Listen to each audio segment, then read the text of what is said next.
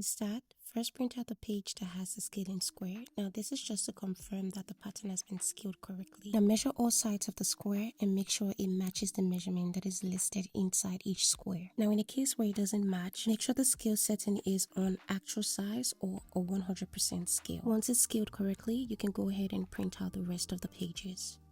To assemble the pattern, arrange them by rows such as A1 to A10, B1 to B10, C1 to C10, and so on. To properly tape them in place, fold down the right and the bottom edge of each page along the outline. Now go ahead and tape down page A1 to A2 by connecting the half diamond at the top and at the bottom of each page. Repeat the same process to the rest of the pages by connecting each row.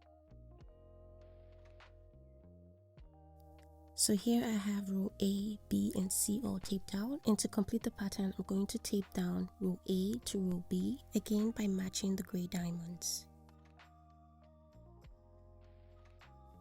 Once the pages are fully taped, go ahead and separate the pattern pieces by cutting on the outline. And also mark out all notches so that you can easily transfer them to the fabric.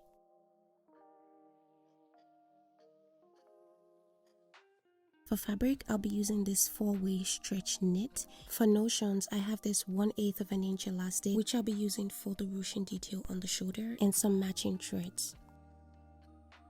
So here I've already laid out my pattern piece onto the fabric and cut them out. Next, I'm going to transfer the notches onto the fabric. I cut 2 pieces of the main bodies, which is laid out with the right sides facing. Next, I'm going to pin along the shoulder and the side seams.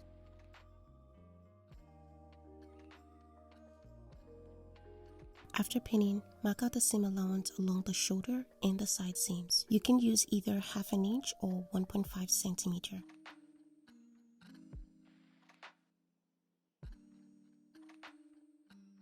Also repeat the same on both sides of the sleeve.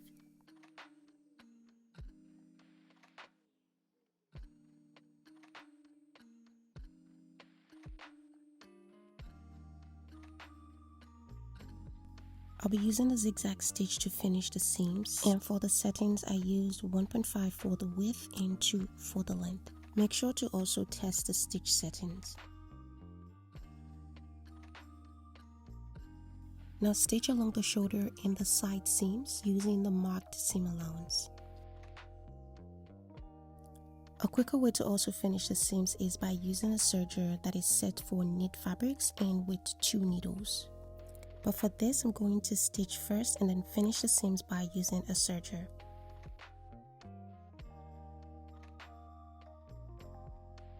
Once the shoulder and side seams is complete, I'm going to repeat the same process to both sleeves.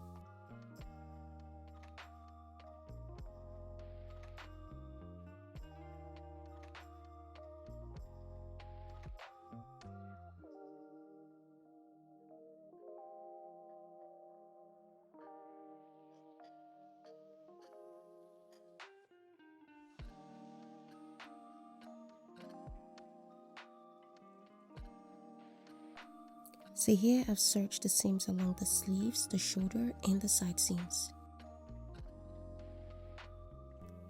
Next, I'm going to press the seams by laying them to one side. For example, the part that I want to be on the front, I'll make sure the seam faces the opposite of that side.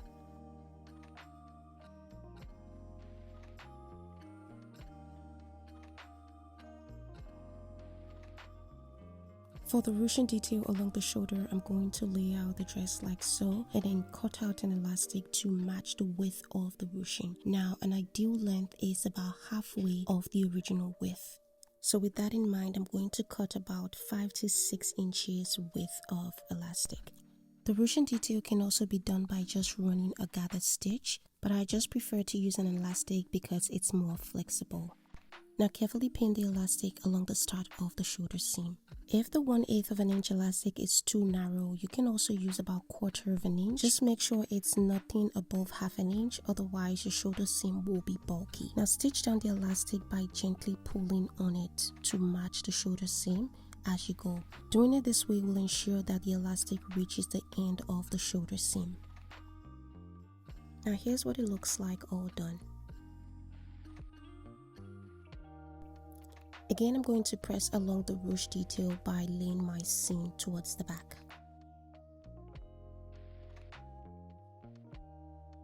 Next, I'm going to finish the neckline by binding. Take the right side of the binding and pin to the right side of the neckline. Start pinning slightly away from the shoulder seam by folding down about 1/4 or 1/2 inch on the binding.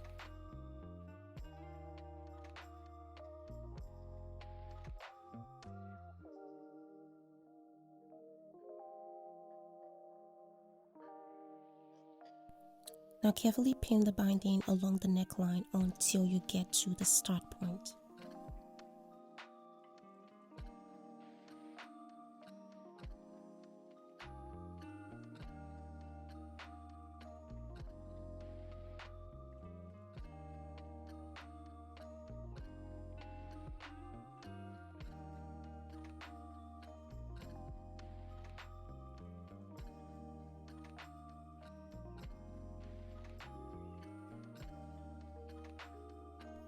After pinning, carefully stitch along the neckline using about 1 centimeter.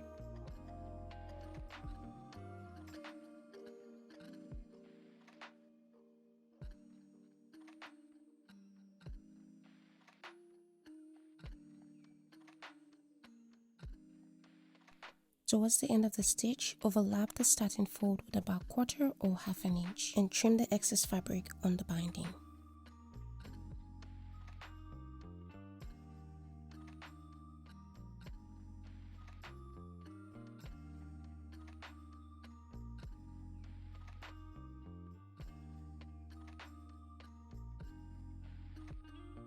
Next, trim off about 1/4 inch or 1/8 inch of the seam allowance along the neckline. This is just going to reduce the bulk along the neckline before we finish the binding. And carefully notch the sharp corner along the neckline. To finish the neckline, fold the binding twice facing the wrong side of the fabric. Pin in place all around the neckline and stitch down. This time around, finish with a straight stitch instead of a zigzag stitch.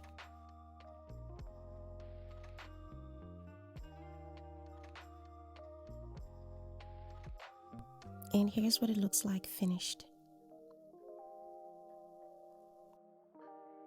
To finish the sharp corner, grab the sides of the neckline and fold towards the back like so.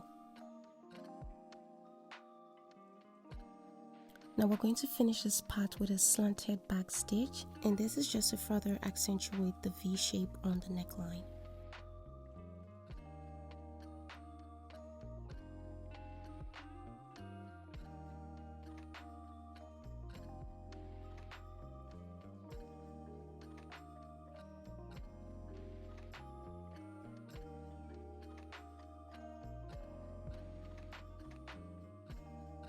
And this is what it looks like all done. Moving on to the almost final part of this tutorial, which are the sleeves. Lay out both sleeves beside the armhole like so. Attach it to the main bodice by matching all the notches. Match the top of the sleeve to the shoulder seam. Match the seams of the sleeve to that of the bodice as well and the middle notches. Carefully pin in place and repeat the same on the other side of the armhole.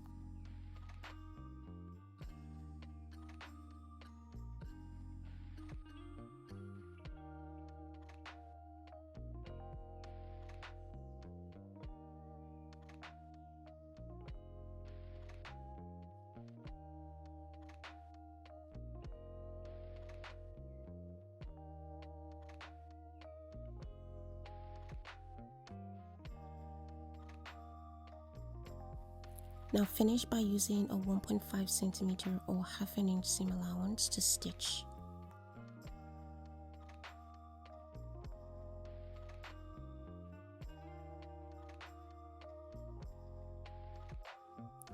After stitching, I'm going to finish both armholes by serging the seams. The final thing to do is to finish the hem of the sleeve and the hem of the dress. Now do this by making a double fold, pinning in place and finish with a regular stitch. The hem allowance on both the sleeves and the dress is 1.5 centimeter or half an inch.